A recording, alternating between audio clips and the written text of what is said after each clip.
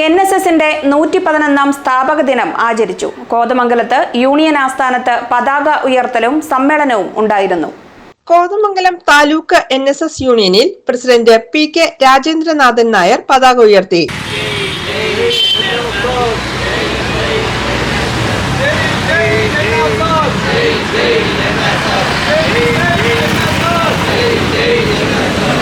തുടർന്ന് അംഗങ്ങൾ പ്രതിജ്ഞയും ചൊല്ലി.